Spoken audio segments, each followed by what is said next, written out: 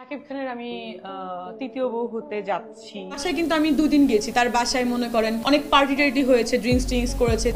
এবার সবার সামনে মিষ্টি জান্নাতকে উচিত শিক্ষা দিল শাকিব খান। বন্ধুরা, আজকে সকাল সকাল ঘটে গেল এই ঘটনা।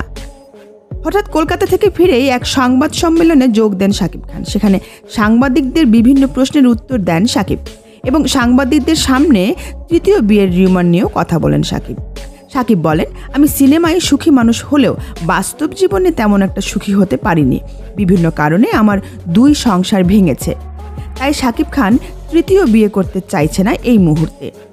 শাকিব বলে, বিয়ে করার কোনো চিন্তাই এখন আমার মাথায় নেই। ইতিমধ্যেই 2টি সিনেমার শুটিং করছেন তিনি, দরদ আর তুফান। তাই নিজেকে দেওয়ার মতো হাতে সময় নেই শাকিব খানের। এর মধ্যেই সাংবাদিকগণ মিষ্টি জান্নাতকে নিয়ে প্রশ্ন তোলেন। সাংবাদিকদের প্রশ্নের জবাবে শাকিব বলেন, সোশ্যাল মিডিয়ায় মিষ্টি জান্নাতের পাগলামি দেখেছি, সে আমার নাম নিয়ে ভাইরাল হতে চাচ্ছে। শাকিব বলে, আমি মিডিয়ার কাউকে আর বিয়ে করব না, আর মিষ্টি জান্নাতকে তো বিয়ে করার প্রশ্নই আসে না। এটা বলেই মিডিয়া ত্যাগ করেন শাকিব। তো বন্ধুরা, আপনারা তো জানেন গত কয়েকদিন ধরেই সোশ্যাল মিডিয়ায় আলোচনায় উঠে এসেছে নায়িকা মিষ্টি জান্নাত। বিভিন্ন সাক্ষাৎকারে নিজেকে শাকিব খানের হবু স্ত্রী বলে দাবি করেন এই নায়িকা।